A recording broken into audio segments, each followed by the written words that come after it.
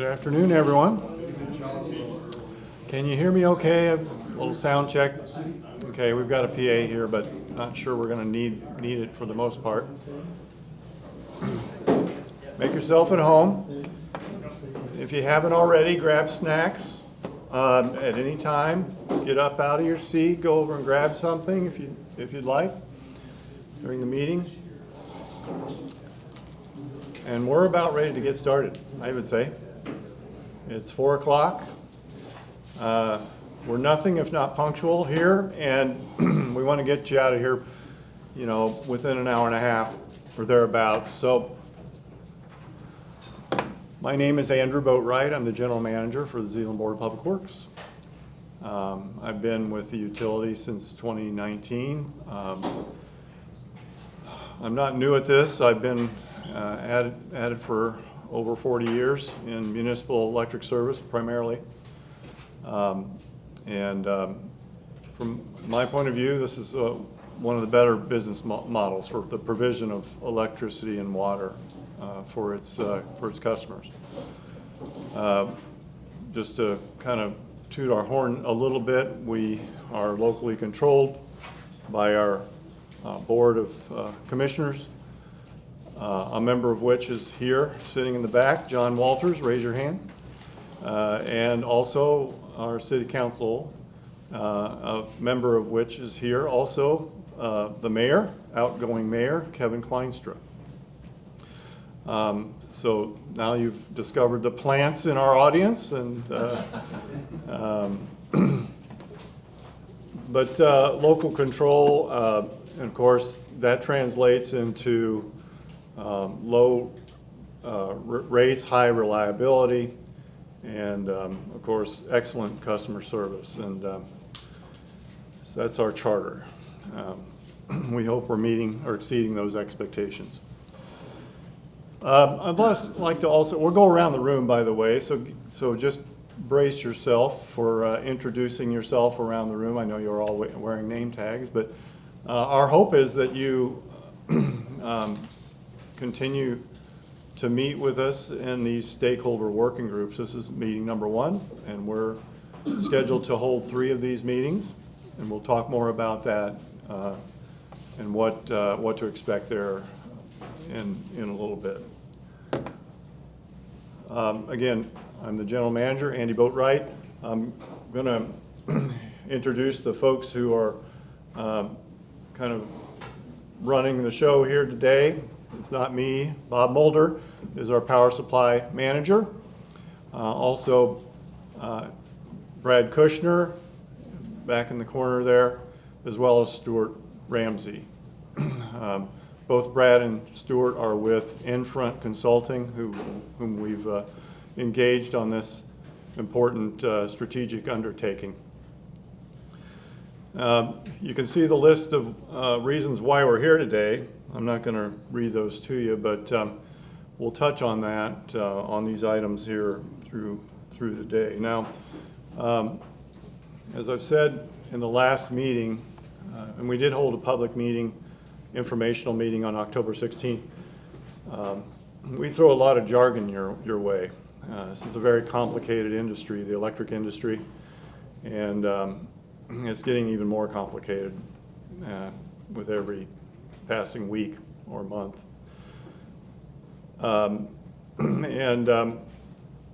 We have some important decisions to make regarding our power supply portfolio strategy going forward. We're attempting to lay the strategy for the next 10, 20, 30 years out of this process. As I said, a lot of jargon, a lot of terminology. Don't let that intimidate you. We want you to learn from this process. And so if ever you have a question, don't be shy. Ask away. Stop us. And if we know that we're going to get to that issue, and further in the presentation, we'll let you know. But certainly if there's something that doesn't make sense to you, something that you're not hearing right, raise your hand. So Yes, we really appreciate your being here today. I know this is taking time out of your busy schedules, and you're volunteering to do this. So we will be respectful of your time. Again, this is a process that we would love to hear your input. That's why we're calling it a stakeholder engagement process, all right? I think within this audience, we have a cross section of our customer base. A lot of you are residents. Some of you are just curious about what this is all about. That's great. We welcome you. Others are from the commercial industrial sector. And of course, it's important that we all hear what challenges you're faced with as it relates to sustainability and power supply in general. So I think with that, I've probably said enough, and I'm going to turn it over to Stuart Ramsey. Thank you. Thanks, Andy. Good evening, everybody. So I'll be the facilitator this evening, so make sure we stay on track, on time, make sure that the presenters are answering questions. Sometimes, we hear what we think is the question and we miss it. So my job is to sort of help keep us on track. So we're going to talk, I just want to go through safety and the meeting guidelines, and then we're going to jump into a quick overview of BPW, the customer survey results. So Bob will talk about that. I think that's an important context for the folks here to see what came out as a result of the survey of customers, and then talk a little bit about industry challenges. From there, Brad will take us into a discussion of some of the assumptions that are going to go into the IRP, which is a place where we're going to need a lot of feedback and input from stakeholders. And then we'll talk a little bit about collaboration and next steps and what we expect to see in the next couple of meetings.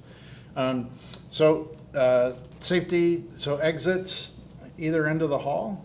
Men's and ladies' rooms, if you go out a door and turn left there at the end of the hall, there's an AED at the top of the stairs immediately to the left, should we need it. Hopefully we won't.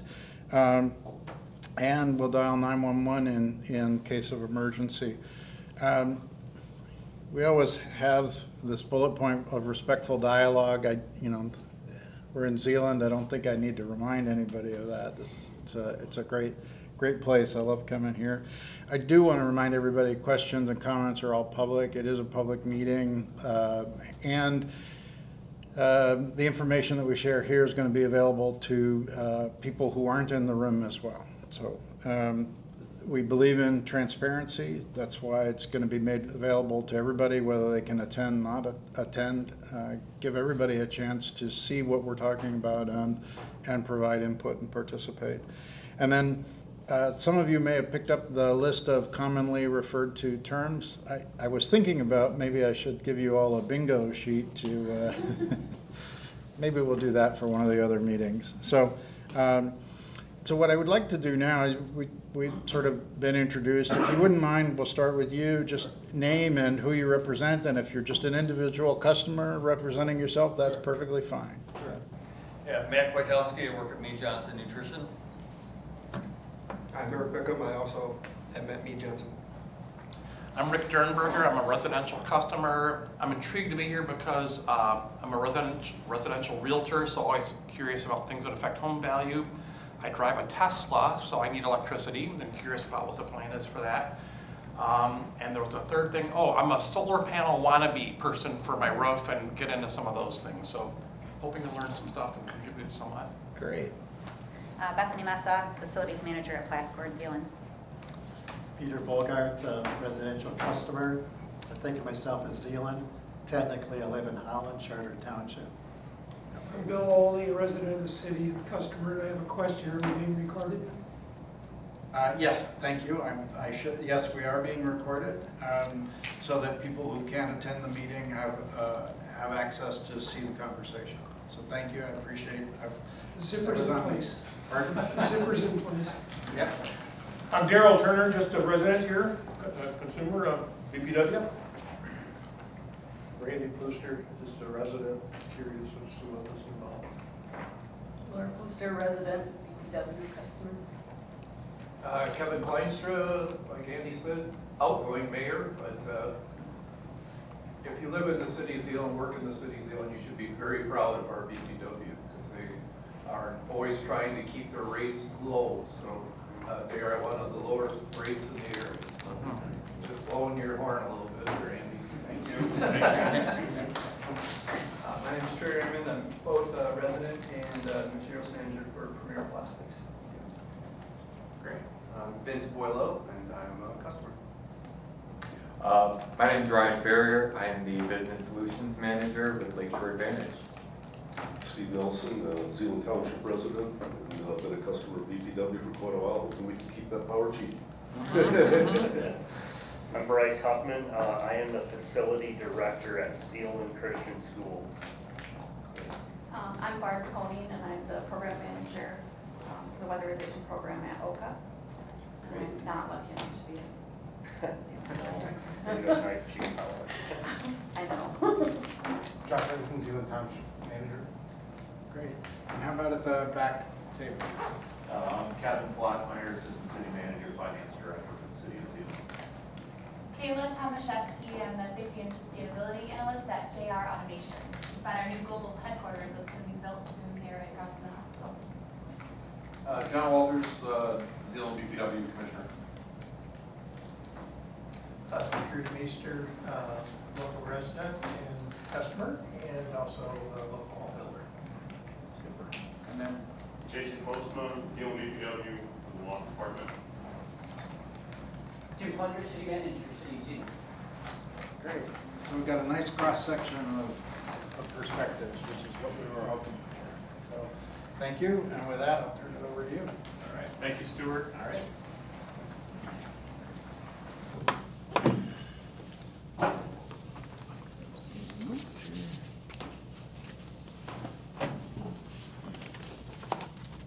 Just want to thank you all again for coming. So great to have everyone be a part of this process. As we started talking about this probably over a year ago when I began thinking about the request for proposal and laying the groundwork, the stakeholder engagement component seems so important. I mean, we are the community's utility. We're proud to be the community's utility. We're your utility. We're owned and operated by the City of Zeeland, a not-for-profit entity. The customer feedback, the direction the community wants to head, I mean, that's our advantage as local public power to serve you. I mean, we can have different communities within the state, have different goals, different specific objectives, and that's, I think, one of the great aspects of how we serve you is each community can kind of set their primary objectives, and we can find a way to achieve those. So great opportunity to be involved in the process. I talked about this a little bit more at the October 16th meeting. That's also online, the slides and the recording of that, so definitely point you that direction, but just wanted to give a little background of who we are. As I mentioned, we are a municipally owned and operated electric and water utility, have been serving the community since 1935. Actually before that, but there's some interesting history there I'll let you look up, but been very proud of what we do in that. Our vision is that we want to be a key contributor to the community's quality of life and long-term success. We're very proud of our low rates, excellent reliability. Those are not things we rest on. We are always looking at continuous improvement, but want to make sure that our residents and our commercial industrial customers can continue to thrive, and that we're being a willing partner in that objective to meet all of your objectives, rates, reliability, sustainability, whatever those may be. That's our goal, to help you achieve those objectives.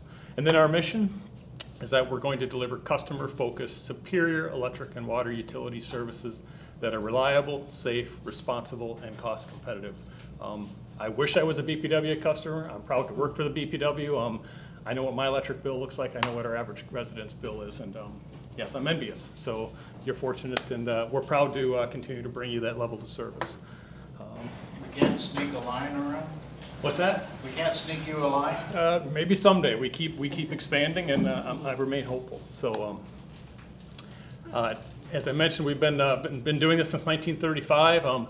You know, the next stats I think are a little interesting, especially I grew up in Zeeland. Zeeland is home for me, and so you know, it's a small community. It's a small feel to the community, but we've got big industry.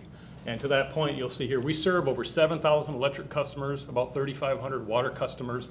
Those numbers aren't all that staggering. The next numbers are. Our annual energy requirements exceed 450,000 megawatt hours a year and a peak load of over 90 megawatts. That puts us at the 4th largest municipal utility in the state. So Grand Rapids is served by Consumers Energy, Detroit is served by Detroit Edison, so those are not municipally operated.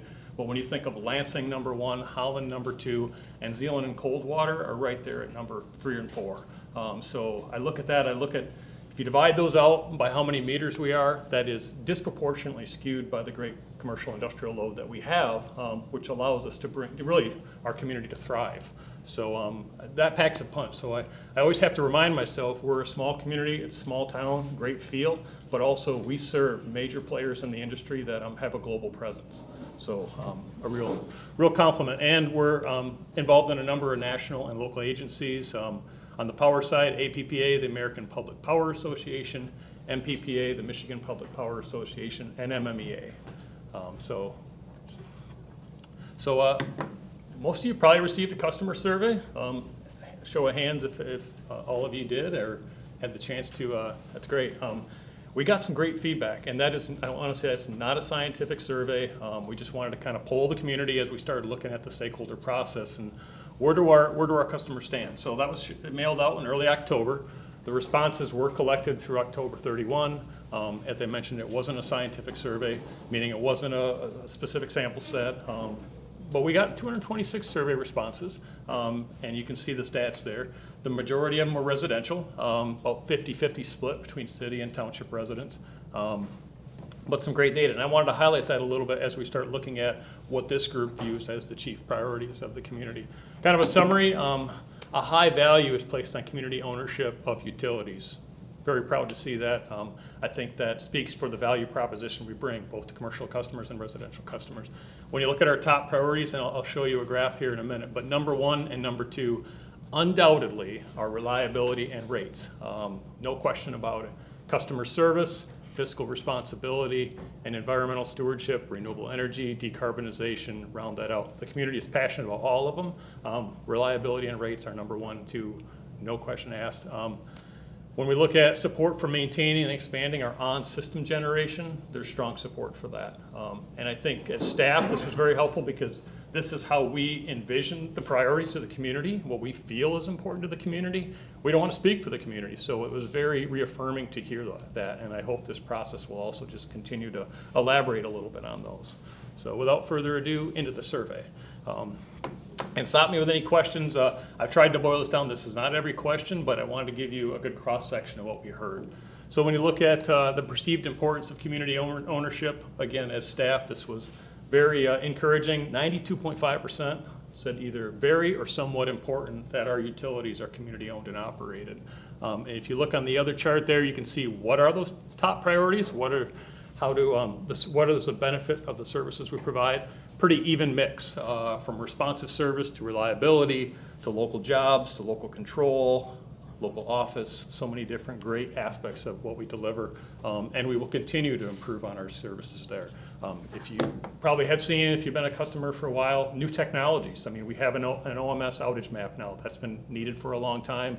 It's a great resource. We don't have a lot of outages. That's an even better thing because we have great reliability and we invest back into the system. But when we do, we need to effectively communicate with our customers. So I'm very proud of that, and we're going to continue to raise the bar. We just implemented this week a new customer billing system. That's going to be exciting, so your bills may look just a little bit different, but it's an attempt to make sure we're staying modern and serving you the best we're able to. Priorities, I mentioned priority 1 to 5. We asked our customers to rank these. You can see reliability here in the blue. Reliability and rates trumped everything. Strong showing. By number 1 by far, rates number 2, customer service, fiscal responsibility, and renewable energy and decarbonization. So I don't think those surprise us to staff, but I think the importance of each of those was reaffirming as well, just that the community is passionate about all 5 of these. the value of our on-system generation. So for those of you that don't know, I just mentioned our peak load is about 92 megawatts. We have about 36 megawatts of what we call on-system behind-the-meter generation. So if you think of the city, this is kind of a simplistic view. We basically have an electric meter where we tie into the grid. It's a little more complicated than that, but essentially what we have behind the meter allows us to offset what our actual take is. So if we're at 92 megawatts and we have everything running, we're just deducting our take from the system. That provides a hedge, which we'll talk about for capacity, which is important, and Brad will talk a little bit about the differences between energy and capacity, but also some on-system reliability that we feel passionate about is important. So the question here as staff is, we have a lot of load concentration with a few customers, which is great, but it also creates maybe a little bit different risk dynamic than a larger community or a community with a more diverse portfolio or diverse load. So what is the right balance that we strike? Should we be able to cover our entire load internally on system? There's a lot of cost to that and a lot of risk to that. Should we lose, say, a large customer, because we'd be paying for that, maybe that stranded asset or too much purchases. Right now, we layer that in with both our own assets and numerous contracts to supplement that. So the question here was, how do we balance that? Do we balance that with some system on-system reliability and contracted? Do we just look at what is the most cost-effective, or do we look at covering our entire load regardless of cost? And I think the chart there speaks for itself. Striking that right balance between on-system reliability and contracted to whatever makes most sense economically is the right balance to achieve it. Generation technologies. Pretty strong support across the board. Natural gas fired was the leader, solar, wind, battery storage, hydrogen fueled, other commercially viable technologies, and then you can see a pretty even mix on the others besides natural gas. What was interesting was, if you said which of these technologies would we want to see in our local community, the numbers are a little bit different. Still strong support overall, but you can see the numbers that are in opposition to a few are a little bit more telling. Again, this is a 200 and some response sample set, but I think paints a picture. Strong support for natural gas, not a lot of opposition. Solar and wind, there's good support for it, but more opposition, I think, when it's sited locally. I think there may be some between the solar and wind and the battery energy storage reaction to some of what's happening in the nearby townships and some of the potential siting there. So I don't want to read too much into that, but it's very telling and also I think helpful as we look at what we're considering. You'll hear us talk a little bit later about our renewable portfolio. We have been doing a lot with renewables and have been for years. The Autumn Hills project was under contract in 2008, I believe came online in 2009. That's since been transitioned away from our portfolio, but we've been on the forefront with wind and solar. I mean, over 20% of our energy by kilowatt hours actually comes from renewable resources. I'm going to tell you we're 15% compliant in renewables because that's what the state mandates, and we're having to leverage that with where the state is going by 2030 and a 50% mandate. So it's somewhat of a strategy of, okay, we're overproducing, bank the credits, carry them forward to make sure that we're prepared by 2030. But we're by no means just kind of watching that happen. And the other great story there is those were economically advantageous. I mean, those price points today, when you look at those deals that we executed in 2018, 19, and 20, very strong economically, even against conventional sources. So that those economics have shifted a little bit, but I think a good story.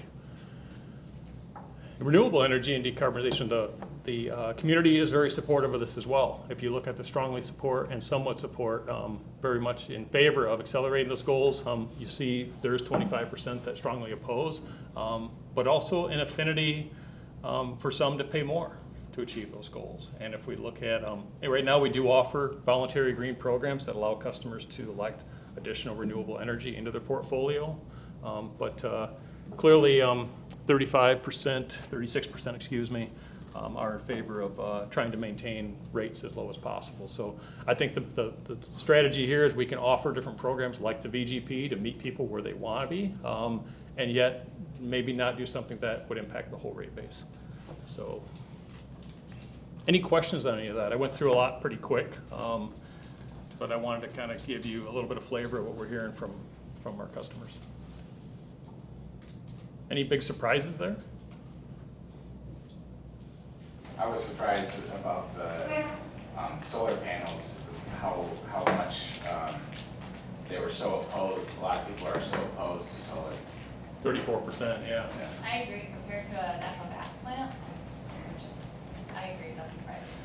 And what struck me is in this chart here, which is local, and this chart here, which says, you know, generally there's pretty good support. But I think it's maybe it's a little bit, maybe there's a little bit different perspective when it's in your community. Are you guys, sorry, No. are you guys worried about going with the public's desire for strong natural gas generation while also trying to hit the Michigan's renewable energy targets? So the renewable energy targets, which my colleague here, Brad, will talk about a little bit in PA 235. I mean, right now that is regulatory compliance. By 2030, we need to be 50% renewable. So as munis, we can achieve some of that through renewable energy credits until 2035. But waiting that long is kicking the can down the road, and you can't build and mobilize that quick. So we're being, I wouldn't say aggressive, because pricing right now is pretty, those contracts have almost doubled in price in the last 5 years. So it's trying to layer in, you don't want to not do it because there's prudent risk management, kind of the dollar cost averaging idea. You need to stay disciplined, but also you want to layer in at the right quantity when you feel like where's the market at. To your question, I mean, when you look at where the state needs to be, and I think overall desire, I would say the whole grid's getting greener. I'd say the largest concern is we need to make sure that we have reliable dispatchable capacity. So you're going to have some resources, likely natural gas in the interim or for some amount of time, to back up some of that renewable energy, complemented by storage and other resources to give you a complete holistic 24/7 reliable dispatchable power supply. So strictly renewables, I mean, the intermittency creates some challenges, and right now you can't back that up entirely by battery, but that's kind of what we're expecting. Again, not trying to jump ahead of the IRP. That's why we're doing the IRP. We want to make sure we're running these all to ground. I mean, we know the challenges, we know the issues. There's many ways to address it. What makes the most sense economically, and with the input from the community, what's right for us. Great questions, thank you. Sorry if I missed this, but do you have a layout of our current generation technologies that we do utilize? I think, Brad, you do in your slides. Okay, I can wait. Yeah, great question. We do. So everything on system, I'll answer just a little bit, but everything on system right now that we have in Zeeland are reciprocating natural gas or dual fuel. So on the Washington Ave generation facility, what we call the power plant, the original facility, which dates back to 1935, those units actually operate on diesel, but then we switch over to natural gas when they're basically coming up to load. So we can operate them on straight diesel, which does provide certain flexibility, but generally speaking, they're running on natural gas. Our other units that we have are natural gas, and those provide, basically they operate as peaking resources. So most of those units operate less than 200 machine hours a year, but they provide great value in the capacity and the reliability component. So I'll talk about that in just a minute a little bit, but we're seeing, because so much capacity is being retired and replaced by other sources that aren't accredited the same because they're not as dispatchable, we're seeing the value of capacity increase dramatically, which is our greatest concern in the near term. So we do utilize quite a bit of battery energy storage in that case? No, it's actually, not a lot of battery. In our case, like, we're buying off the grid. Like today, none of our units ran today. We were actually dispatched yesterday to run economically, but today nothing ran. But so we're getting a certain amount of solar, a certain amount of wind, a certain amount from Bell River, which is a coal plant that's being transitioned to natural gas, and a certain amount through bilateral contracts that we've structured with other counterparties. So all of our energy today, per se, came off the grid, but that may have been purchased 5 years ago, 3 years ago, 6 months ago, in a layered portfolio. So, great questions. Can I ask a question? Yes, sir. I'm reading rather frequently that nationally we need to add 50% more electric capacity within 10 years. I'm wondering, as that accelerates, how does that play out with the available resources to meet that demand? Particularly, what role do you see solar and wind and battery and combinations thereof meeting that need as it accelerates? Yeah, when you look, it's a great question, and I don't know if there is an answer to that yet, because I think that the data centers, AI, that whole revolution has changed so much of the way, not Zealand, but the utility industry has worked. I mean, we were seeing large customers bring load in the hundreds of megawatts, and now it's gigawatts showing up. And the timelines are so tight, like it's gonna be there in 3 years, not necessarily in Zealand, but across the country. And how do you build enough capacity and infrastructure to serve that in that amount of time? So that's a major challenge, but I also think it's an opportunity for the industry to say, we need to pivot how we do things a little bit.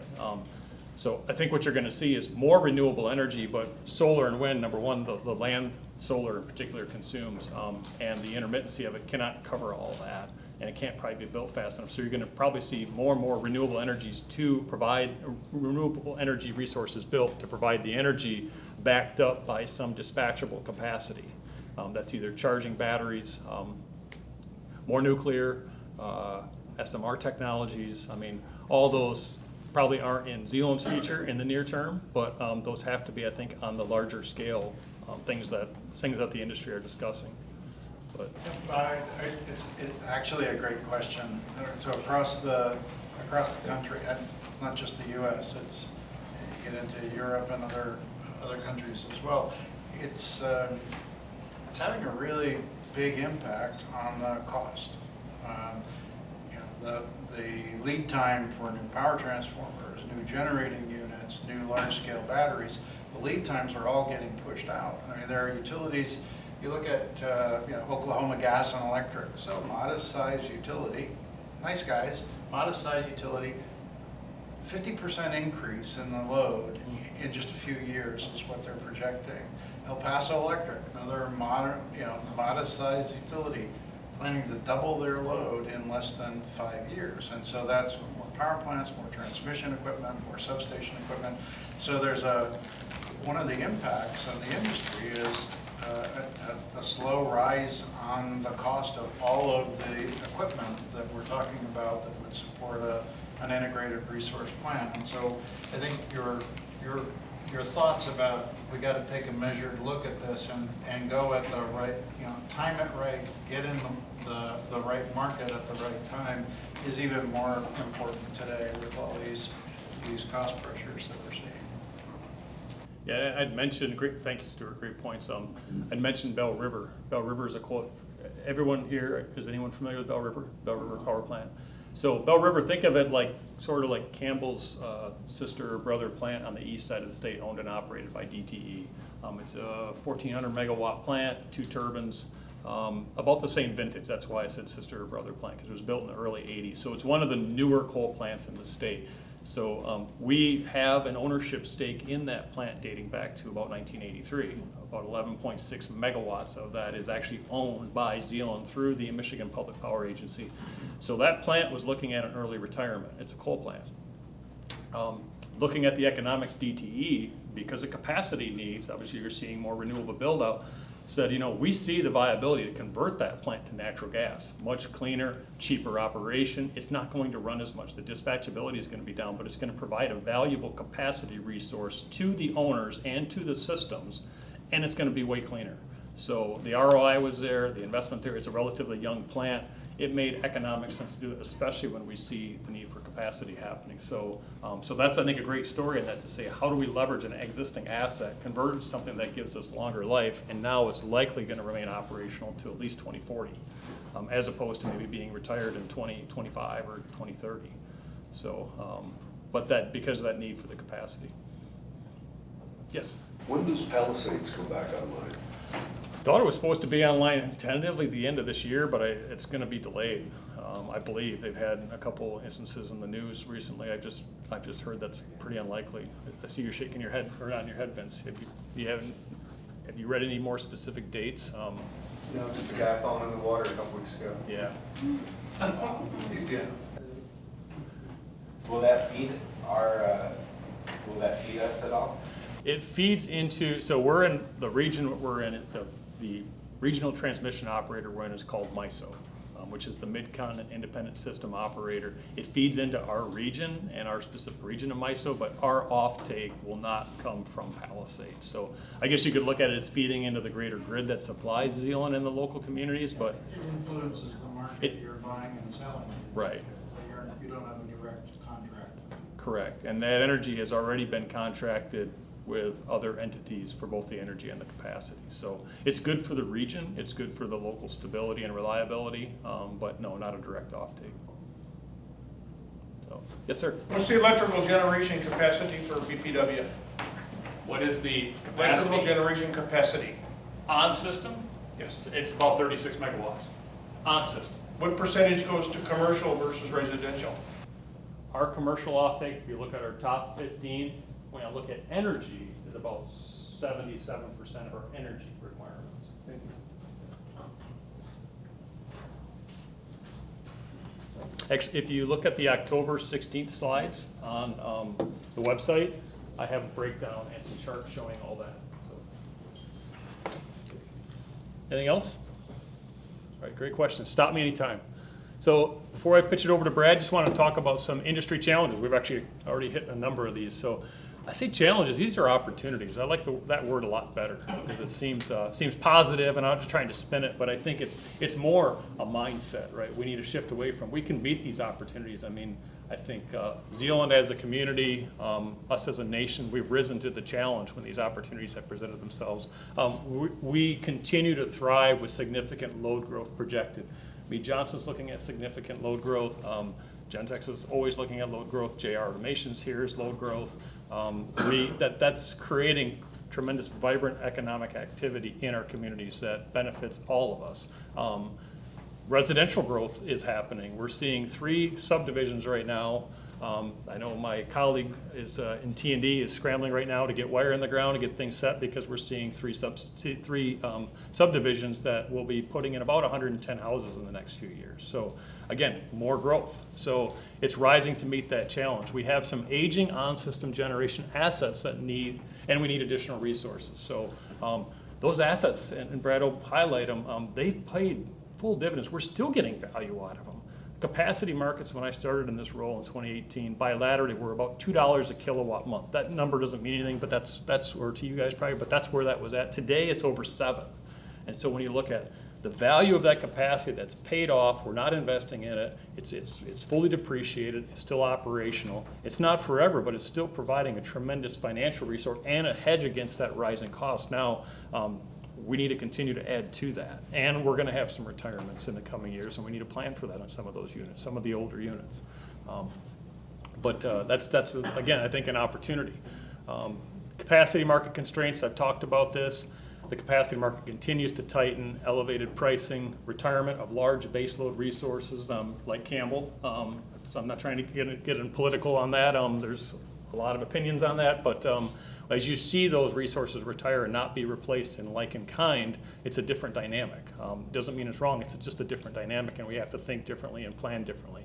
But it creates additional demand for capacity. I talked about data centers, AI, more things that we're seeing the load growth change and increase at an ever increasing rate.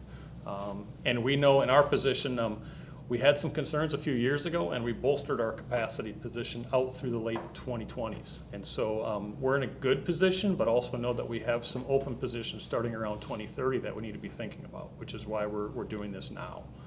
It takes several years to get something built and online, and we need to be proactive. So we weren't sitting on our hands on that, but the urgency is rising. I talked about the energy transition, solar, wind, short duration battery. We have all of those, not so much battery, but solar and wind we have in our portfolio. Battery will be coming.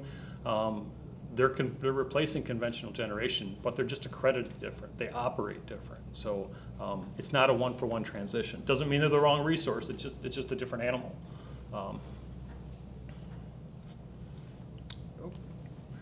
When we talk about generation development barriers, it's getting harder to build, especially at large-scale plants, large-scale, even solar installations. We are involved in what was the largest solar installation east of the Mississippi. That's in Lennon, Michigan. It's 20-some hundred acres of solar panels. But that's getting harder and harder to cite, even projects of like that. So it creates some challenges. Evolving markets. All of you, I mean, you're all interested in where your energy comes from, where your power supply comes from, especially commercial and industrial customers, but residential customers too. I think that's a different dynamic than we've seen in the past, where it's been reliability, rates, and when I flip on the switch, I expect my power to be there. No, I want to say in where that power comes from. I want to say in that portfolio. I think that's a great opportunity. Electrification, buildings, electric vehicles, proliferation of vehicle to grid. All these are technologies that are coming, and I think the consumers want to be a part of it. And I think the technology will allow them to be a part of it. So we need to be prepared for that. And regulatory requirements. Brad's going to talk about PA 235, which is the state's renewable and clean energy requirements, and the implications that that's going to have. So anyways, as I wrap up, any other questions for me? Otherwise, I'm happy to let Brad present. All right, Brad. Thank you, Bob.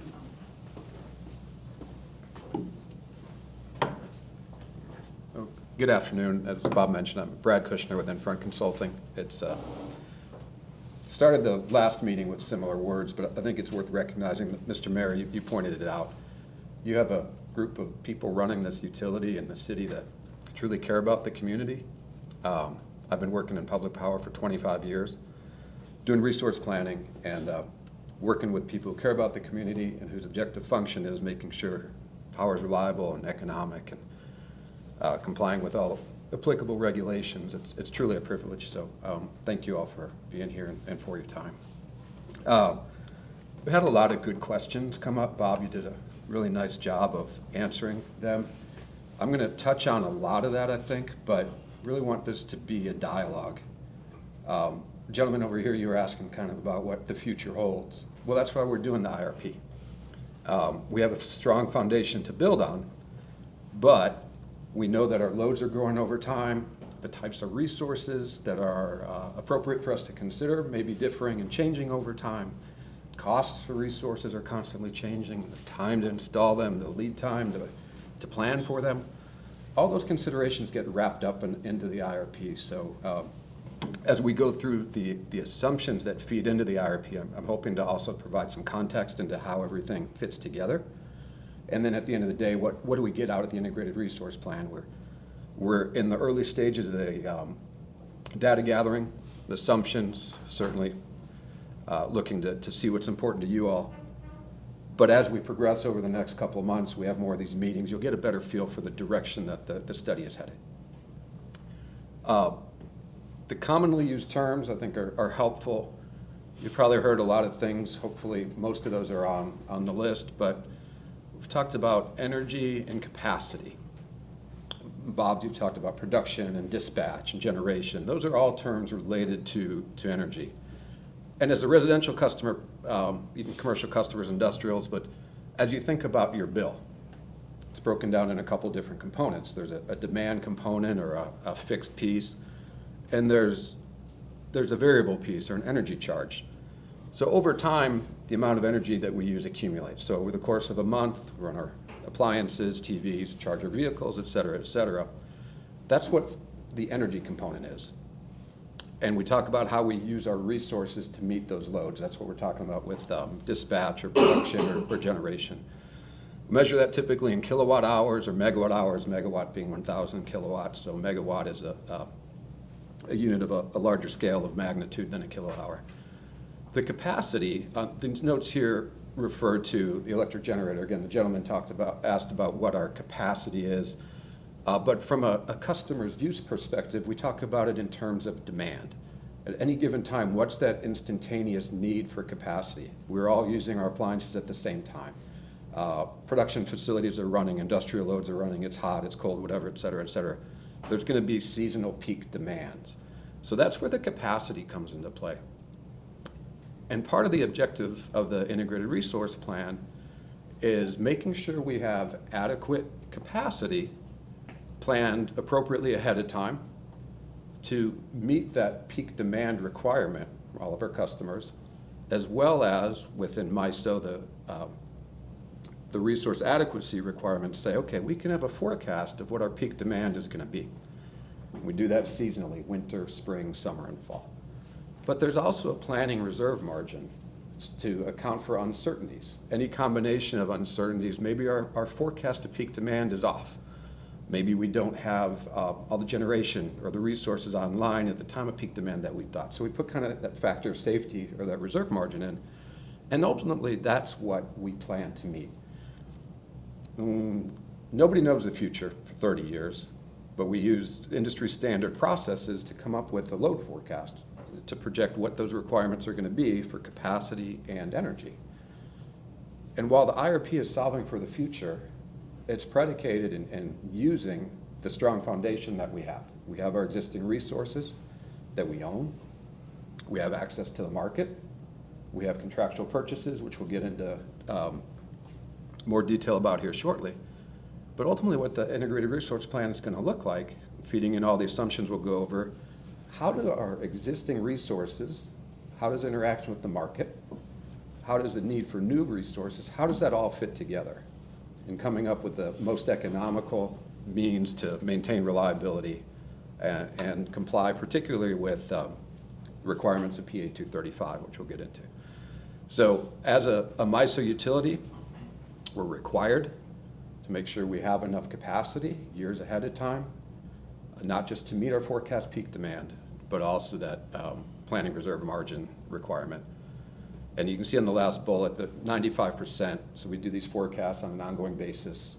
It's been a little while since we've done an integrated resource plan, but resource planning, whether it's in a formal document, formalized process or not, it's an ongoing process. Every day we're looking at things that change and learning more about the market that we're in.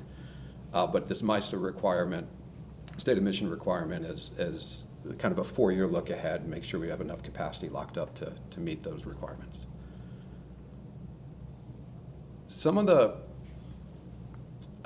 economic considerations that factor into the resource planning, hopefully some of these terms resonate, but we've heard a lot about inflation lately. It's arguably been higher, still higher than most people would like it to be.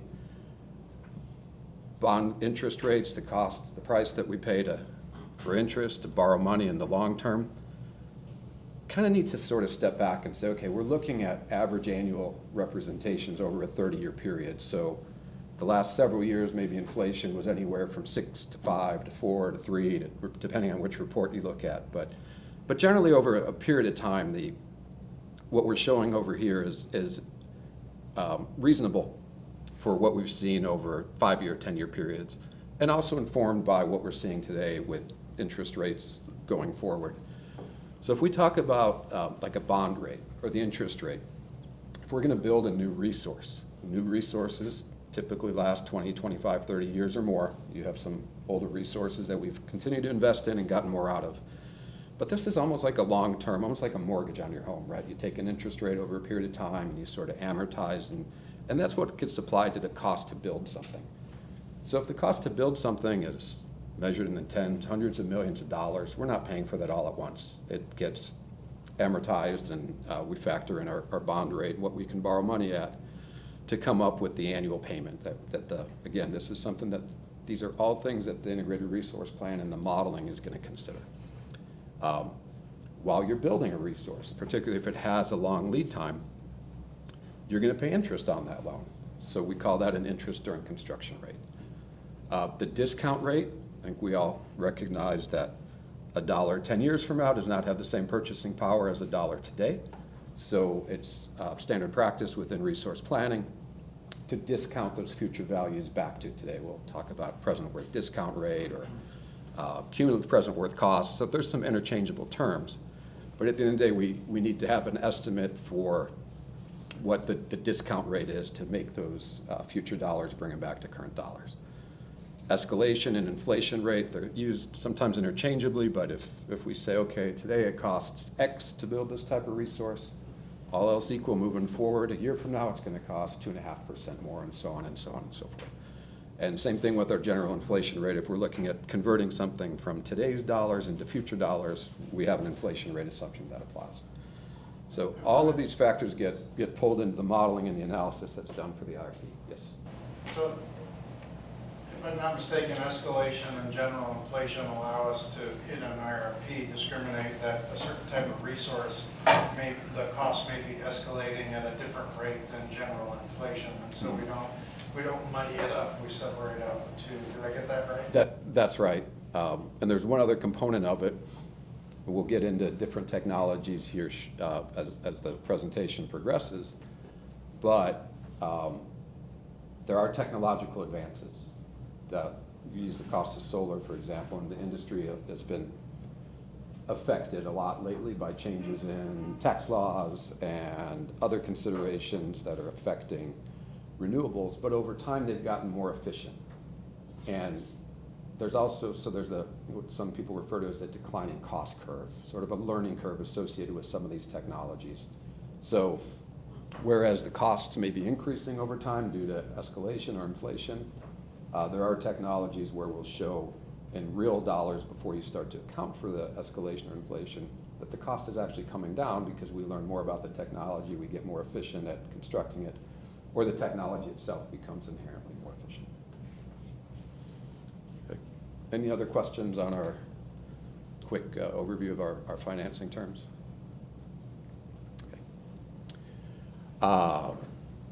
The load forecast. Earlier, we talked through peak demand and energy requirements. So we use a load forecast to come up with what those are going to be for our study period. This particular slide shows our energy requirements. To the right of the vertical dashed red line is our forecast. To the left is what we actually saw, what our historical energy requirements, the load that we've needed to serve over time. Bob, you had mentioned approximately 400,000 megawatt hours is the load of Zealand. That aligns with the historical energy requirements over here.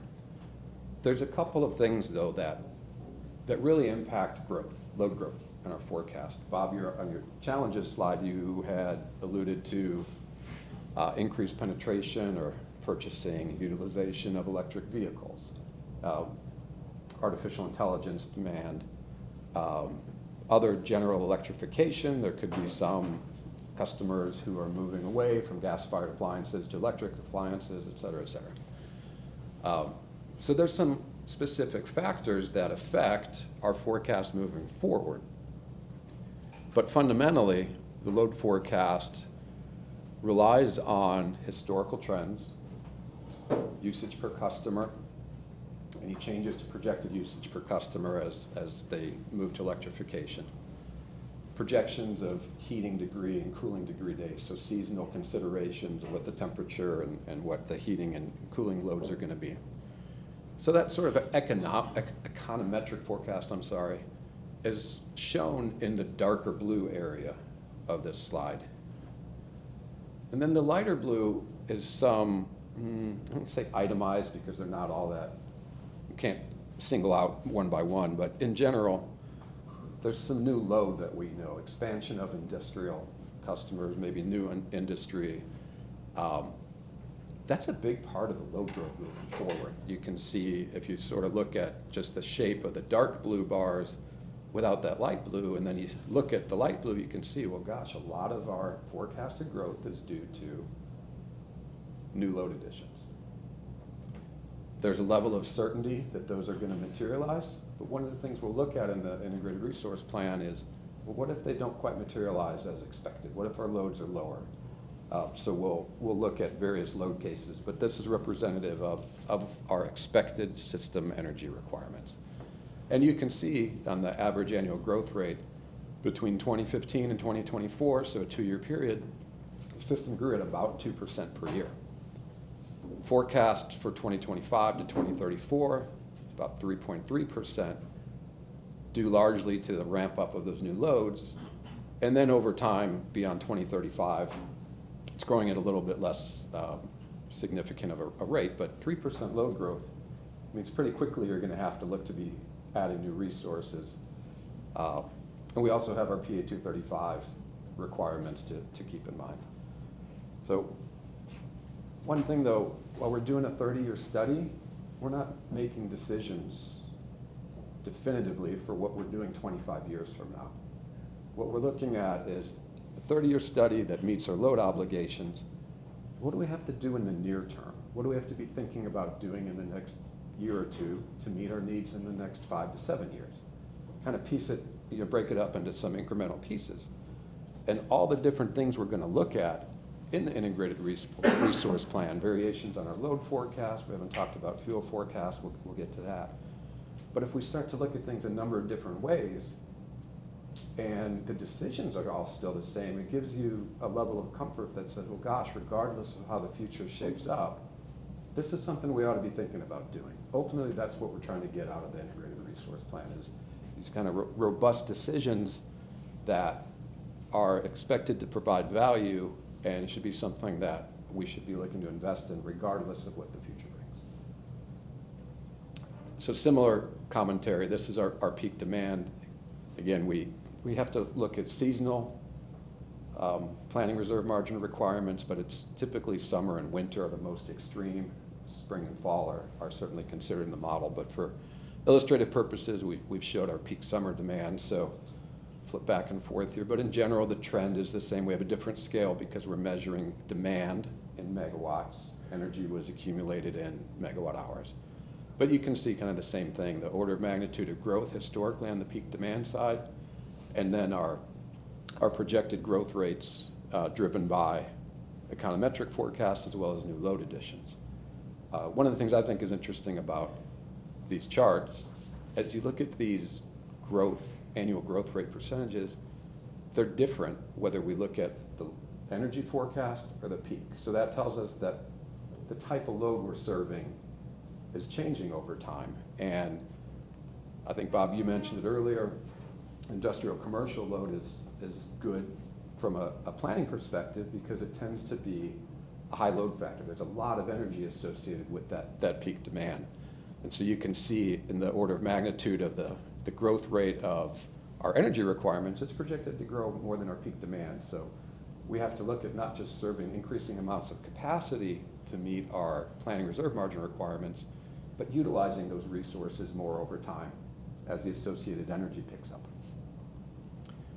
And so similar trend for winter, but it's also interesting to see the difference between summer peak demand and winter peak demand. And that's just driven by cooling load, air conditioning load, and constant utilization of industrial load throughout the seasons. So as we talk about meeting our peak demand requirements, all else equal, it's going to be driven by our need to meet summer requirements. But the IRP is going to look at doing that in the most economic manner based on overall utilization of all of our resources throughout the year. So it's not just saying, well, gosh, we need 100 megawatts of capacity in the summer.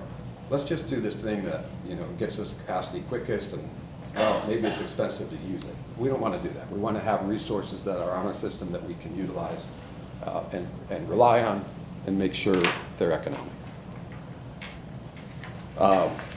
There was discussion earlier about our mix of on-system generation, and it brought up a really good point. We have nominally 30 some odd megawatts of on-system, that's generation that the community, that the city of Zeeland owns. We'll talk about our contractual purchases here in a moment of renewables. Bob, you mentioned, you used the term bilateral. So those are distinct purchases from a counterparty that we know we can rely on. We have 30 some odd megawatts of own generation to meet a 90 megawatt peak. We balance it out with some contractual purchases over time. Having that flexibility to not overinvest in our own resources provides us a level of comfort that if for some period of time the load doesn't materialize as expected, we don't have these resources that we own and are responsible for the costs of, regardless of whether or not we need them. The downside to that is, well, if that load does materialize, you're constantly looking to the market to arrange purchases to meet your capacity requirements. And over time, use the term tightening. The market tightens. There'll be less opportunity to buy capacity, and or the costs to buy them are going to increase over time. So balancing that flexibility of what we own versus what we purchase is a real consideration, because we know that 4 years ahead of time, we need to demonstrate we've got enough capacity to serve load. But we also don't want to be in a position where we're adding a large resource that's too big for us to absorb. There's an economic consideration there, and there's also a reliability consideration. If we have one resource that, well, maybe it's economic to operate, but it's 20% of our overall load and it goes down unexpectedly, or it's out for maintenance for longer than we anticipate, well, then we're right back to purchasing from the market to serve load. So, yes, sir. So if a utility does have too much capacity or demand reduces, can some of that be mitigated by selling to the grid? And if so, is how's the revenue stream compared to the consumer revenue? I'll let Bob talk more about that in a minute as far as interactions with the market, but in general, yes. However, for a municipal utility, we don't want decisions to be based on being for all, that lack of a better term, a marketer. That's not the business for that. Right, we don't want to assume we're going to recognize sales, revenue from sales into the market that drive our decisions. Because that's outside of the risk profile of planning for municipal utilities. Makes sense. But I think if you are long on capacity, there are energy resources, there's opportunities to recognize revenue from it, but it shouldn't be what you base your decisions on. Anything else to add to that? No, that's good. All right. Okay. Any other questions? Yes, sir. Two things. One, could you redefine for me that term econometric? And then additionally, I'm wondering, as heat pump technology continues to deploy, do you expect a difference in winter and summer peak demand? So econometric, not a load forecaster. We do have load forecasting expertise. In fact, MPPA does the load forecasting for Zealand. But econometric at a high level looks at historical usage patterns, trends, how different variables materialized in the past, cooling degree day, heating degree days, overall consumption per customer, and I'll get to the comment on increased efficiency of appliances here in a moment. And then it sort of extrapolates that or projects it out based on other demographic considerations, like we're not in an area where there's a big influx of residential customers, I think it's safe to say. But we do have population projections that would come into play in this, as well as some of the existing industrial and commercial customers before we start to layer in those large loads. Moving forward though, efficiency of appliances and the saturation in building codes and standards do come into play into the load forecast. And so those will affect both the peak demand forecasts as well as the energy forecasts. So I don't think we can hone in and say, okay, increased baseline efficiency of heat pumps, to use your example, accounts for this much of a decrease if we didn't have that added efficiency. But because we're looking at applicable codes and standards and efficiencies, it is picked up in the load forecast.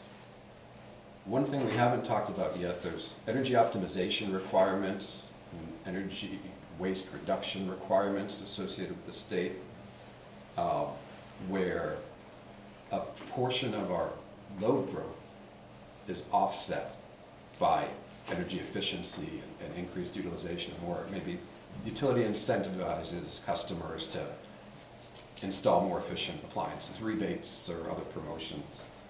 So the load forecast we're using reflects the assumption that we're going to achieve what's applicable to Zealand. Exactly how, we can't quite identify. But I think to your point though, the efficiency of appliances and building codes and standards, and we lead leadership energy efficiency design, the lighting, LED lighting, installation increases. There's been a lot that's changed if you look at a several year period, and that's picked up a little bit in the econometrics, but also in the forecast moving forward, what we think the codes will look like in the future. And in addition, there's the opposite side of that in the northern climates. So a lot of the underlying information comes from the Energy Information Administration. So other things we're seeing is conversion from home heating oil to heat pumps and then electric water. So you're seeing, you know, more efficiency, but you're also now seeing new loads that you didn't have before in some of these regions. So it really is a very interesting basket of things that go into the load forecast. I know we had another question over here. Yeah, I'm sorry, go ahead. I see in 2030 and 2031, it looks like it kind of steps up quite a bit. Is the company foreseeing something in those years, and so what? No, I'll tell you. Yeah, so the new load projections in the light blue there are based on input we received from some of our large commercial industrial key accounts, aggregated together on an approximate estimated timeline. It also includes some of the subdivision build-outs I mentioned. I mean, again, those probably are much, much smaller, but holistically, we've tried to look at, you plan for what you know, and then you apply contingency. And so anything that's on our horizon that we know of, not of, oh, this might happen in 10 years, no. These are active projects that are, you know, aggressively being pursued along a reasonable timeline. How can we best incorporate that? No forecast is perfect, it's like the weather, but you plan for what you know, and you have to have contingencies to, you know, as Brad will talk about, some sensitivities to say, okay, this is what we're planning for, and then let's see how that curve looks. Let's dial it down 10%, 20%, let's dial it up to try to get reasonable guardrails on some factors of certainty there. Any other questions before we move on past our load forecast? Okay, so we started talking a little bit about our on-system generation. Again, they're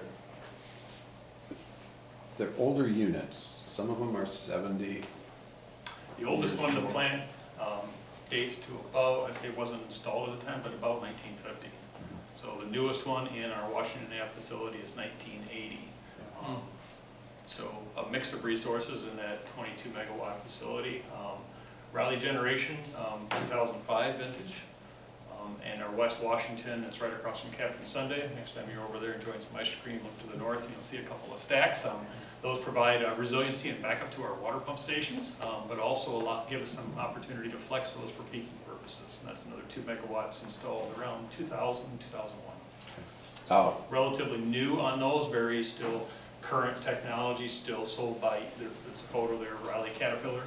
Basically, that unit is still, it's actually enhanced a little bit larger, a little more output for the same displacement, but very relevant technology yet. Yeah. In fact, this type of technology, the reciprocating internal combustion engines or RICE units, larger scale in particular, they're very popular right now because they're very flexible and efficient, and not inefficient and efficient. So they use relatively small amounts of fuel for the energy they produce. And they're flexible in the sense that they can follow load.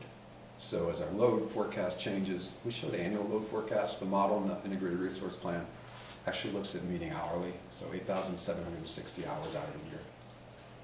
And you combine that with interaction with the market on an hourly basis potentially, and changes to the generation from the solar and wind resources that we have under contract. And there's a lot of value in having resources that you can turn on and off and get up to speed, get up to certain load very, very quickly.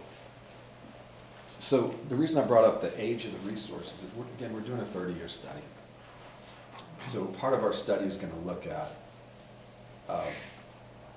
reasonable assumptions on when units are going to be taken out of service. So are we assuming that a unit that's 70 years old is going to operate another 30 years? No. But as soon as the model sees something taken out of service, it's got to replace it with some additional capacity. And that's the challenge that we have. We invest in our resources on an ongoing basis. Build them, we maintain them. We use the term prudent utility practices, but it's almost like I hate to use this example because it's oversimplifying, but I'll use it. I have an old four-wheeler in my garage, and it never starts. So when I go to use it, it's frustrating. It's more of a frustration when it happens with your equipment, right?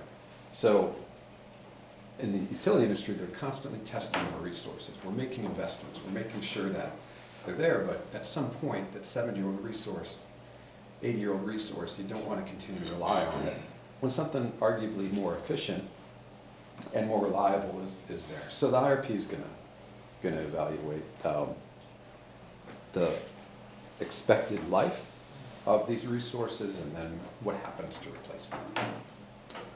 The other thing I mentioned,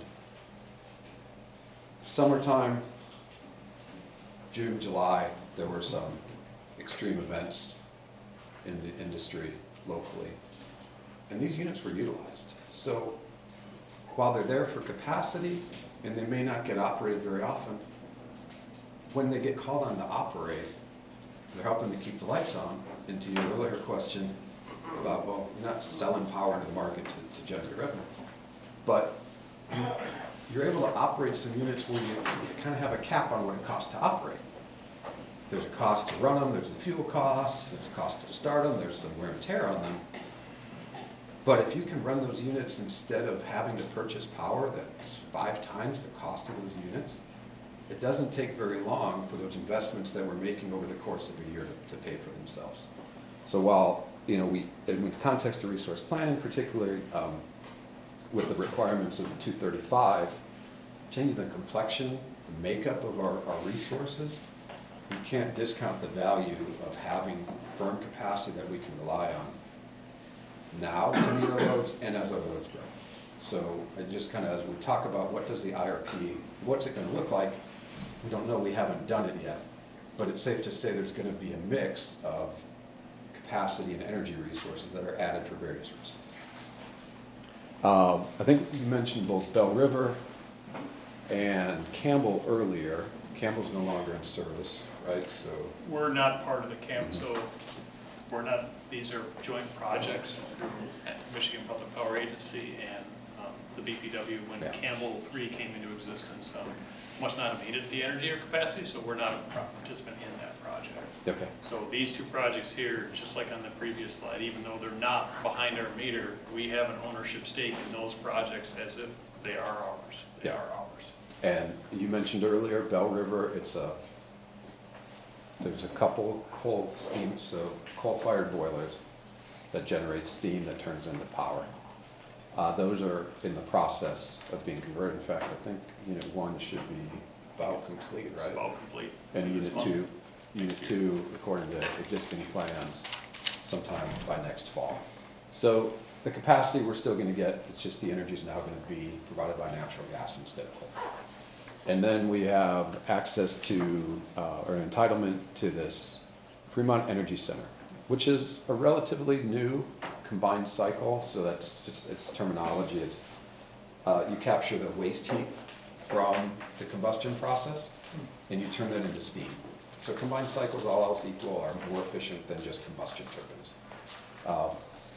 Point of reference, maybe it takes 9,000 units of fuel to generate a unit of electricity from a combustion turbine. This vintage combined cycle, it's probably 7,500 or 7,200 units. So it's a much more efficient process because there's also more equipment involved, so it costs more to build it. So we get capacity and energy. It's located in a different regional transmission organization, so we don't actually treat the capacity as meeting our capacity requirements, but we recognize the value from having the energy and being able to utilize gas-fired energy from that resource. So it gets kind of complicated, very complicated. Resource planning is a very complicated process, but the model will identify, okay, these are our resources we can count on for capacity, these are energy only, these meet the requirements of 235, et cetera, et cetera. That all gets taken into account. Our contractual power supply agreements, our power purchase agreements, this is the solid foundation that Bob alluded to and I mentioned earlier. Zeeland has invested to have an entitlement to several wind and solar projects. Looking ahead, probably prior to even when 235 was out there, but certainly just as part of making sure we have a balanced and diverse fuel mix. And that's what helps us keep our rates low. So we have contractual obligation or contractual entitlements to wind projects, solar projects. You can see they're kind of an idea of where they're located. And by and large, with the exception of the wind projects, we're locked into entitlements from these resources well into the 2040s. So that's going to go a long way towards helping us to meet the requirements of PA 235. These resources also will, but they drop off in the 2030, 2040 timeframe. So again, trying to put this in the context of what does the model see? Well, the model sees all of these wind and solar resources as contributing to our load, the amount of to serve energy. There'll be unique production profiles associated with them. We will provide a percent based on, we'll get into MISO's accreditation here shortly, but while we have all of these megawatts, we can't count on all those megawatts being available at the time of our summer peak. That's particularly for solar at the time of our winter peak, and even spring and fall. So the model is going to see all of these resources and apply the appropriate amount of capacity accreditation to say, okay, here's what we can look from a capacity perspective, and here's what we have from energy. And it's going to meet our system energy requirements and contribute to the requirements of PA 235.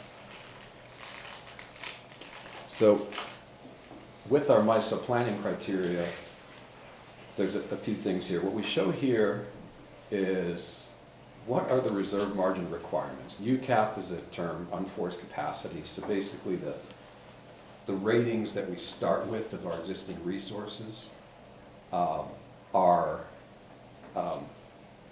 they take into account historical availability, forced outages, so that's when you don't expect it to be out of service, but it is, and scheduled maintenance, et cetera.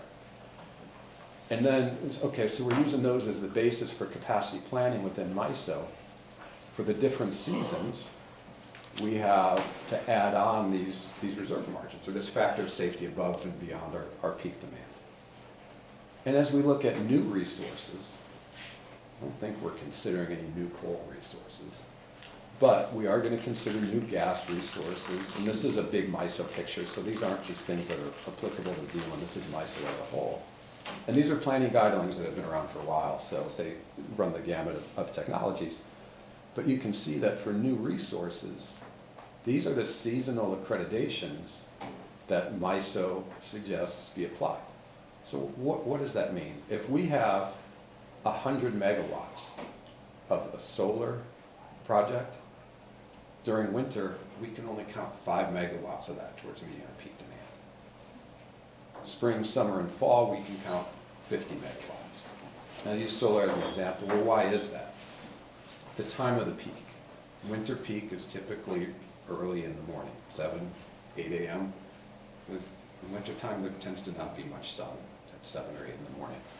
So you can't count on too much capacity from solar. Well, what about summer? Well, summer peak is typically 5 or so in the evening. And the sun, while it's not setting during the summer, it's changing. The amount of sun that you're getting that you can convert to power is changing. So these are the MISO guidelines. I won't go through these technologies by technology, but something that is, we refer to as firm or dispatchable, like a gas-fired combustion turbine, as compared to solar or wind, which we use the terminology intermittent or variable. You can see that we have much higher accreditation values per MISO for the dispatchable technologies than we have for the renewable technologies, wind and solar and the intermittent ones. Now, this is for new resources. We're in the process of working with Zeeland and the EPA to figure out what are the appropriate accreditation values for our existing resources, because those are actually based on historical performance. If you have a solar facility that's been online for several years, you can probably have a pretty good idea And there's gonna be extreme events, weather patterns, et cetera, but by season, how much have we gotten out of that resource over time? And that's what will be factored into the analysis for existing resources. So all of this is coming together, which is why we don't have a chart to show it. But at the end of the day, what the IRP looks at is this combination of the peak demand that we showed earlier, plus our planning reserve margin, our existing resources with accreditation values, our purchases, et cetera, fuel forecast, our financial parameters. It puts it all together in a pretty complex computer simulation that says how can we most cost effectively serve the energy requirements in a reliable manner. Model's always going to look to serve load every hour of the day. And layering in, well, now we have PA 235 considerations. A certain part of our energy needs to come from some combination of clean/renewable energy resources. What counts towards that? If we don't have enough, what do we need to add? How can we do it in a manner that we also have enough capacity to meet our loads? So that's all the stuff that the IRP actually looks at. So Brad, on the planning reserve margin, so what we're saying there is in the spring, if we had a 100 megawatt load, we would have to have generation resources tied up that we could count on for 125.3 megawatts, right? That's right. So we've got to carry, in case one of our units fails, or our contribution to the whole MISO grid, we have to be carrying those reserves. That's right. And not only that, but we know that our resources during spring only get accredited for this amount of their quote-unquote installed capacity. Right, so if we count up all the megawatts, if we read the nameplate of the equipment and count up all the megawatts, we're not getting credit for all of it. We're getting credit for part of it. So it really means that we wind up having to have access to a lot more resource than our planned load. That's right. Any questions before we go on? I wanted to talk about 235. We also have some slides that show just our market price projections and our gas price projections. We don't need to spend too much time on those. I'm trying to be sensitive to time and leave some time for open dialogue. So what is PA 235? What does it require? There's two components of it that are applicable to Zealand, plus another component that's applicable to rate regulated, so investor-owned utilities. Not applicable to Zealand, but what the rate regulated utilities do with energy storage will affect, to some degree, the cost of power that we can get through the market. So these are all, one way or another, relevant to Zealand. The first two are directly. So our PA 235 broken down renewable portfolio standard, so renewable energy. And you can see this kind of legend on the right. Okay, biomass, landfill gas, solar and wind count towards renewable. At a high level, 15% on an annual basis of our energy needs to be served by renewable technologies, combination of biomass, landfill gas, solar and wind, through 2029.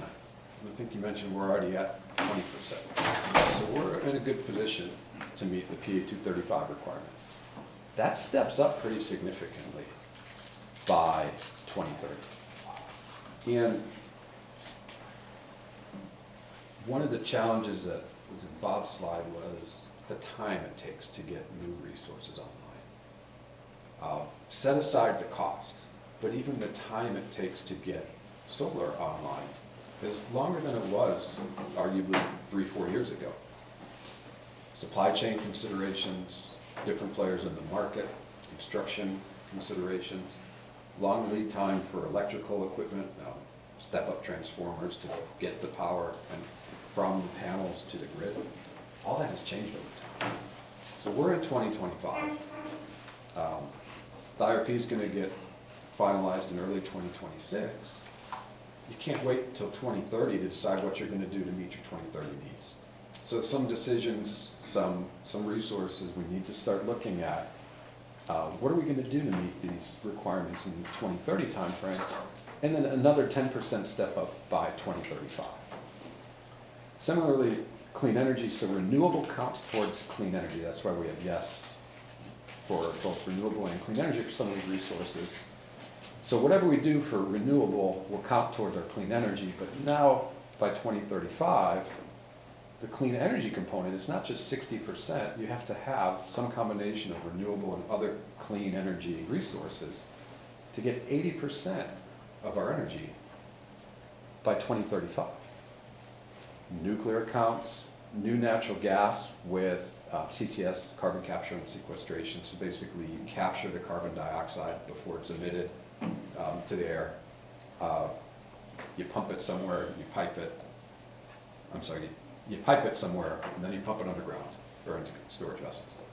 So you can imagine there's a pretty significant cost with it. You need to make sure your site that you're pumping it is geographically suitable.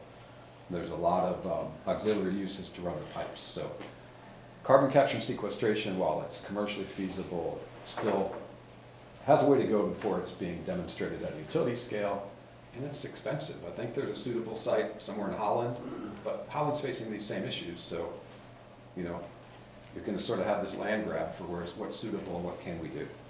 So the government's going to have to back off on some of this stuff. There's no way, it's unrealistic. Space says yes, And but we you still know have it's to not. plan for it. Yeah, I know, it's crazy, isn't it?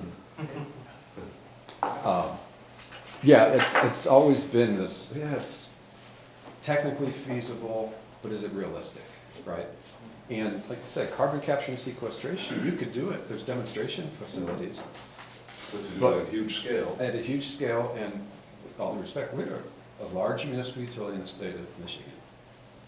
But we're not gonna put in a 250 megawatt combined cycle, which would even be a small combined cycle, with carbon capture, right? That we just talked about the risk of having all your eggs in one basket, and reliability risks, let alone the cost. So some of these things, maybe there's opportunities to partner. If you have a neighboring utility who's looking to meet the same requirements, just like we have capacity entitlements and energy entitlements, Bell River, maybe there's entities you can partner with. And those are, as we did the IRP, it's not like we're gonna be looking at, oh, this is just something Zeeland can do on their own. There's sort of gotta be this theoretical piece of it that says, if this is available, is it a viable option? Should Zeeland continue to evaluate it? And I think that's where we're gonna end up with carbon capture and sequestration. You can't do a 10 megawatt CCS project. Someone could do a 600 megawatt and maybe you can get 10 megawatts out of it. How about as far as the renewable goals? 50% by 2030? Yeah, that, if we're at 20% now, and we know our load's growing, and we have one solar project coming online, but that suggests that there needs to be more renewable energy coming to the system. And again, do you have to do it on your own? No. One of the advantages to partnering at the October 6th, if you haven't looked at it already, there's content from our public meeting from October 16th on the website, which provides a lot of context about the relationship that we have with MPPA and how we can partner with them and other municipal utilities to do some things that we otherwise wouldn't be able to do on our own, or otherwise other utilities wouldn't be doing on their own. So there's a lot of value in that partnership and bringing together that larger scale of combining our interests. But you're absolutely right. By 2050, by 2030, getting from 20% to 50%, we're at 20% with 8, 9 different projects totaling, math on the fly isn't my strong suit, but 30 or so nominally nameplate megawatts of capacity. And then you can see by these expiration dates, they kind of probably started in the similar time frame. But we probably have to secure that order of magnitude and more, or purchase it through the market. And who's going to be looking to sell it if everybody in the state has the same requirements? So it's a challenge. Yes, I'm sorry. So our existing capacity that we have in-house right now, does that all go away? Because here we're talking about energy, right? Yeah, so we are talking about energy here. So that was the megawatt hours that we showed on this chart. we need to serve the amount, that percent of energy with renewables, clean energy. But we still need to make sure we have enough capacity to meet these seasonal requirements plus planning reserve margin requirements, taking into account the accreditation values. So the capacity still is there. It, you know. And valuable too. And valuable to meet time of peak and otherwise serve load. But, you know, when we talk about, you're gonna rely more on renewables and less on non-renewable or clean I energy. think you're gonna be buying more energy out of the renewables, and you may end up looking for additional capacity. I mean, we don't know, when we run the analysis.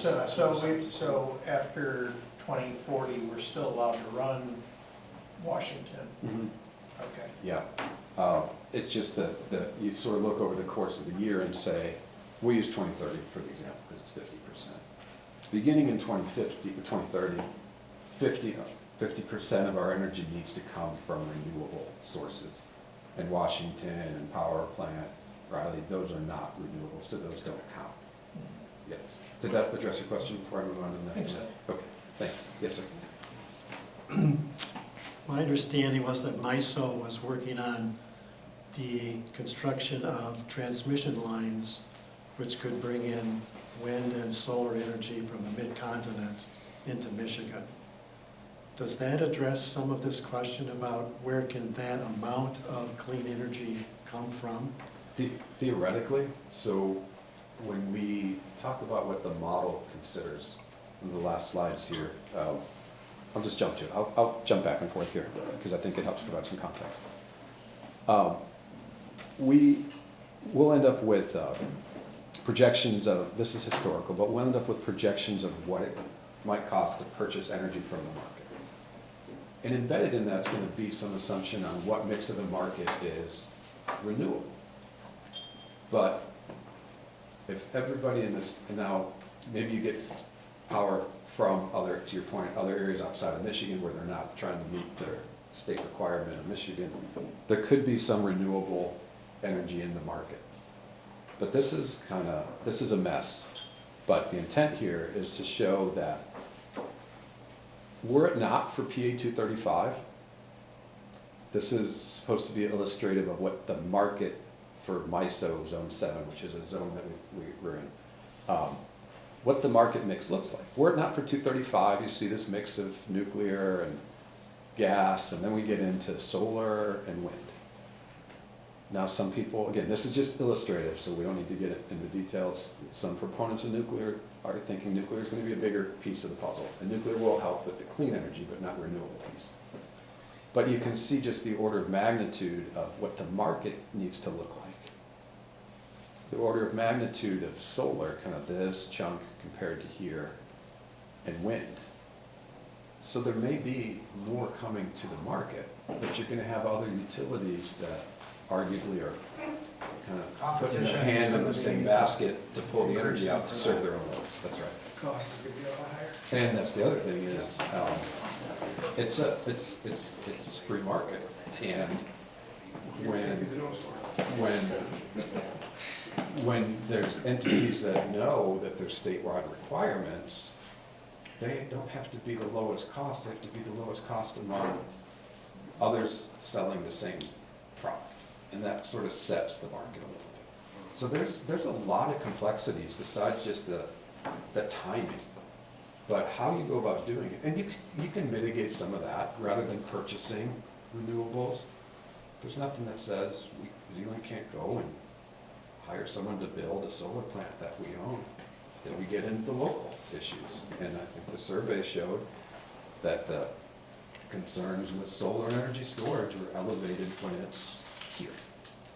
Do it outside, well then we need to go find, well, where are we gonna go outside? So there's these real world considerations that make it really, really difficult to site new solar and new renewable resources. And I think we've all probably paid enough attention to the news to kind of hear. I was actually gonna jump to this next one. Have you looked at the landfills? Have we looked at landfills? I mean, I drive by an enormous landfill twice a day. All that gas has got to go somewhere. So we were actually involved in the Autumn Hills. We were the off-taker, one of the off-takers of the the methane gas from the Autumn Hills landfill from 2009, I believe, until 2023. So, and now the site over by the 196 Joyce Byron Road there, they're actually turning that into renewable natural gas. So our contract was coming to an end, and they were focused on the next kind of generation. So so that was kind of a win-win at the time. But yes, we were involved in those. So I want to talk a little bit, because I think we mentioned earlier, kind of the spectrums of what's been happening with costs lately. And this applies not just to renewables, but conventional generation as well. We went through a period, 2020s, COVID, where renewable pricing was down here, right? Solar pricing, and again, some of these, just for points of comparison, you could get solar for $30 a megawatt hour, arguably. And then we had the Inflation Reduction Act, which extended, opened up tax credits to ideally further reduce cost or maintain low-cost renewables. But then we also had supply chain disruptions. We had inflation. We had a whole lot of things kind of pushing and pulling. We had people dropping out of the market. You had different developers. You had different developers kind of focusing their attention in different regions where they have mandates. You have a bit more opposition to large-scale solar and energy storage. So the costs kind of went from, and you have interconnection costs, transmission interconnection costs. There's a cost to interconnect to the system, use the transmission system to get the power from A to B. So again, just for illustrative purposes, maybe that cost wasn't $30 per megawatt hour like it was in 2020. Maybe it's moved up to $50 per megawatt hour. Well then, the One Big Beautiful Bill Act, OBBBA, and an executive order on ending subsidies for market distorting sources of electric. I got the name wrong. And then the IRS issued their guidance. It's all happened between July 4th of 2025 and August 15th of 2025. So in a 2-month period, we had everything that was being incentivized under the Inflation Reduction Act, which was 30% tax credits to invest in, and this was for profit entities. Municipal utilities get a little bit less of an incentive, but for a developer to invest, they get a 30% tax credit. Or, we call that an ITC, or production tax credit. So every unit of electricity they sell, they get a tax credit for. And this amount actually increases with inflation. That's no longer there. Now, instead of those being there, for a sustained period of time under the Inflation Reduction Act, well, unless the project's already under construction, it needs to start construction and come online by the end of 2027 to get any of these tax credits. So is all that going to be passed to the consumer? Probably not. Will some of it be? Yeah. So now our price for solar has gone from $50, $55, $60 a megawatt hour, 25, 30% higher. And it's more challenging to get it done. And what's the ramification of this? There may be fewer entities in the market to get this done because it's affecting their business. And so they have less capital to spend, or they have less that they can develop. I use solar as an example. I don't want to go through each of these. As consultants, we are not allowed to offer tax advice, which is why this is representative. But this is just, and there's complexities. There's developers who are in this for a living who don't have a clear understanding of what it means. It's really complicated, but the takeaway from all this is the economics of renewables are not quite as favorable as they used to be even 5 years ago. Is this going to change at some point? Probably. The technology costs may continue to come down. The market will address, right? Maybe some of these tax incentives are already baked into the price, and somehow we can see a phase shift in pricing. Maybe at some point with a different administration, there'll be new tax credits. But for planning for what we know now, the cost of renewables is gonna be higher than if we'd have done this study 5 years ago. The need to have renewables on the system is there through PA 235. So balancing cost, reliability, meeting our requirements, that's all what we're looking at it in the IRP, and starting with appropriate assumptions to do so. So I have done a terrible job of keeping our commitment on time, so I don't want to rush through this. We've been having good conversation, not much of the. Yeah, I did just want to go through this real quickly, so we will look at other things that feed into the analysis, our Henry Hub price forecast, that's the gas price, so it gets delivered to kind of a main hub, the Henry Hub. And you can see historically, gas prices have been volatile, natural gas prices. They're projected to steadily increase. IRP, typically, we haven't finalized exactly what we're going to look at, but we'll typically look at a range of load forecasts and gas price forecasts, so we can assess the sensitivity of our decisions in light of changes on our assumptions. But it's not just that Henry Hub forecast that matters. We don't get our gas from the Henry Hub. It's just sort of a centralized point of reference. Gas comes to Zeeland through the Chicago City Gate. Bell River actually gets their gas through Michigan Hub, and the Fremont Energy Center gets gas through this TETCO and two hubs. So while this is illustrative of the kind of the trend in the gas price itself, at the hub is actually what's going to be important in the IRP. And we'll look at each of these hubs, projection at each hub. It's going to influence how often Bell River is utilized and how often we run our own resources, and we'll subject it to sensitivities as well.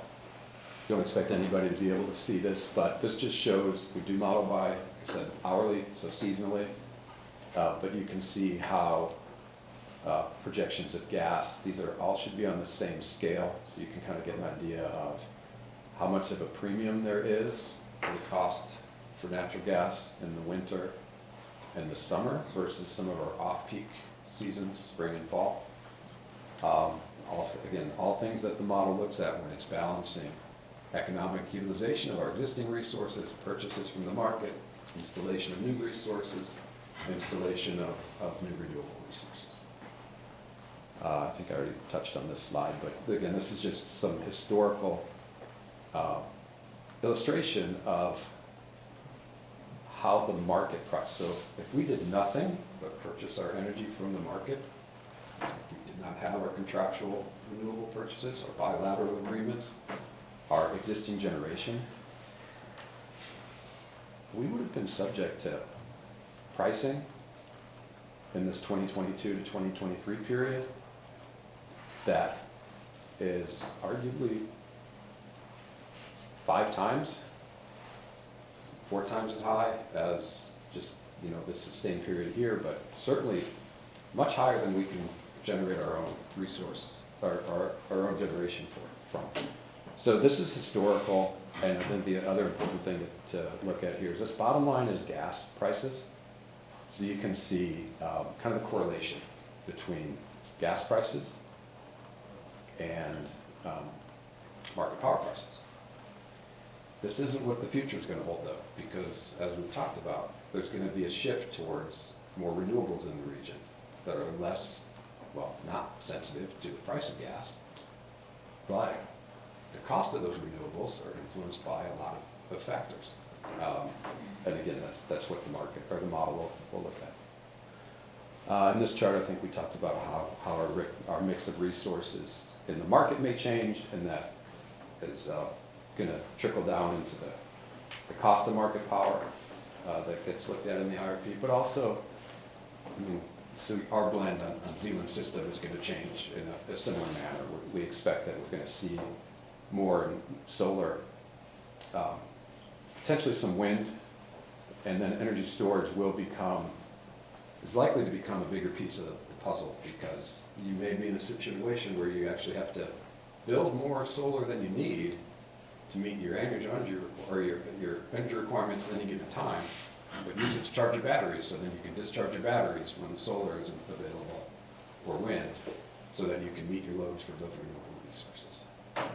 So those are the complexities of 235 and the IRP as a whole. I'll turn it over to Stuart here. Well, I know we covered a lot of technical stuff. Any questions on what Brad's been covering before we start to wrap up? So I'm curious, do you have any ability to project what percentage load could be reduced by based on improved energy efficiency? I think Matt's got that in some of his load forecast numbers, right? So that's a very interesting question. And as a consultant, I have to give a complicated answer. Yes, you can do studies that sort of start at the top and say, okay, what's the technically achievable amount of energy efficiency? Everybody does everything under the spectrum. What's technical? And then from there you go to, okay, what's economic? And then what can we really expect to achieve? So we call that a technical economic achievable study. That is a study in and of itself, not part of the IRP. To Stuart's comment, our load forecast reflects what we think are reasonable assumptions, further reduced by the energy waste reduction provisions in the state. And we will look at, from like a kind of a higher level, what are other utilities doing on energy efficiency that Zeeland isn't currently doing that might be worth looking at? And I mean this with all due respect, we're not, when we need to get to the order of magnitude of energy served by renewables or clean energy, or even just meeting load growth, cost-effective energy efficiency is a piece of that, but it's not going to be the primary driver. And the other part from a utility perspective is our obligation is to make sure we have enough resources on the system. And if we push too much of that to the presumption that customers are going to do certain things, or even do something and then not change their behavior, it's a little bit risky and kind of a challenging balance to reflect in an IRP. I'll make sure we talk a little bit about that in one of the upcoming meetings. Other question? Okay, so thank you. I appreciate all the questions and input tonight. So we're at meeting 1 today. We're proposing a second meeting, similar format, but with more content, more things to ask you about, on January 8th, and a third meeting on February 19th. And tentatively, based on our current work schedule, we're looking at, in January, being able to show you what we're seeing in the range of power supply portfolio. Think of it like your retirement plan or your stock portfolio. Going to be a range of things, different options, different cost potential, different risk potential, and then what kinds of sensitivities we're running. So Brad talked about, we'll look at gas, or we'll look at load forecast sensitivity. What if the load doesn't materialize? What if more load materializes? What does that do? And sort of show you the ways that we would stress test the different portfolios to land on ones that balance cost and risk. And then discuss with you what the evaluation criteria would be, so that when we got all these portfolios, finish the analysis, we want to be able to run them through a common evaluation criteria. In February, we'd like to review the feedback that we get from you in the January meeting and post the January meeting, show you what we're taking forward in the final IRP assumptions, and show you what has resulted from the analysis that we've done post January 8th, and show you what the sensitivities told us. And that'll give you a pretty good indication of where we think the preferred portfolios would be. Stuart, do you want to talk about time of day for these meetings? That'd be great. So does this time of day work okay for everybody? A 4 to 6 block? Would you prefer it earlier, later? I like this. This works for me. Okay, good. We just want to check. Okay, great. And then, so what we're planning to do is put material out on the website in advance, give you a chance to look at it. We think in other venues that Brad and I worked in, it really helps if you've gone, and I know a lot of it's going to be dense, right? There's going to be a lot of analytics in there. But it helps a lot if you've gone through it, and particularly if you don't understand it, or you're going, nah, I don't know, this chart doesn't seem to make sense to me.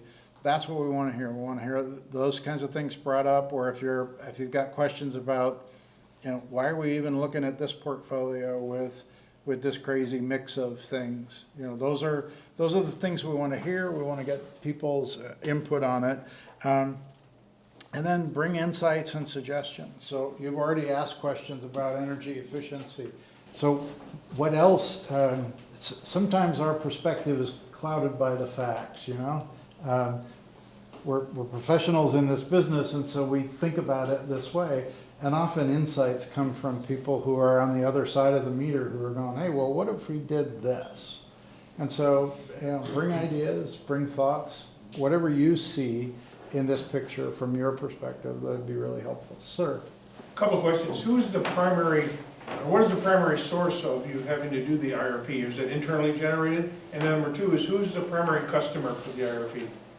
Great question. So it's internally generated for Zealand. For a lot of the investor-owned utilities, that's a regulatory mandate. They are on a 3-year march. Every 3 years, they've got to do one, 30-year plan, redo it, 30 years. You're doing it because you've recognized you're coming up against some resource decision requirements you're going to have to make. You've got PA 235, you've got some aging assets, and you want to make, you're benefiting from decisions that were made several years ago. You've got a really nice portfolio that's been serving you extremely well, and now we realize it's time to start looking at that and figuring out how we're going to meet PA 235 and what we want to do to deal with aging assets. So who's the customer in the end, Chief? Our ratepayers, our customers. Yeah. So we're, just to piggyback on what Stuart said, we're constantly looking at all aspects of our portfolio. So it wasn't like we haven't been doing anything. That's ongoing, continual. This is an opportunity to look at things, I'd say, more holistically, kind of top to bottom, from existing assets to to retirement of those existing assets, to new resources, to load growth, to just so many things with an expert consultant that has an outsider's view as opposed to our own with NPPA, who we're very confident in, but that's another set of eyes looking on it. I want to just interject too. It's the community. It's more than just the people who pay our bills, right? It's a community decision. The folks in this room who are residents, you are owners of our system, okay? Investments we make come back in the way of dividends through lower rates. Sorry, and C&I customers, you are not necessarily an owner, but certainly a stakeholder. So we want to be sensitive to our industrial customers because they have goals that they want to meet from a sustainability standpoint. And so it's just we're going to have to braid all of this together, right? Yeah, and my view, I've been in the industry for more years than I care to admit, you benefit from this mix. The commercial industrial sector brings you some phenomenal economies of scale that benefit the whole system. So, you've got a really interesting load factor, you've got a really interesting mix of customers, you have a lot of, I don't know whether it's serendipity or planning, but you have a lot of benefits that are represented around the table. And I think what we want to do is see how to maximize and take most advantage of that so that everybody benefits in some fairly challenging times. Okay. Sorry, Yes, I have ma'am. a question I just thought of. I know Holland BPW offers that. Do you guys offer the potential for customers to pay more for 100% renewable energy? We do. Oh, great. As Bob referred to it very quickly, VGP voluntary green program. We have a program that's scaled for residential customers, but we also have a high volume, green program as well. So. Okay, so was this a worthwhile 2 hours for you? Yeah, I learned a lot. And I followed you guys longer and better than I thought I would from when I previewed the slides coming in here. Good. Well, we just put the material together. We didn't try to, soften it or anything. So it's a very intricate process. If you think about it like trying to, plan a portfolio for an investment portfolio for your grandkids for 30 years out, and now you're in the right ballpark. You got to think about all kinds of things in the future. So we're doing it the way I think about it, it's a 30-year plan that informs some short-term decision making so that we can make decisions that we aren't going to regret 10 years out, 20 years out, 30 years out. And so it's a really intricate process. Well, thank you all very much. I appreciate your questions and your input. Thank you.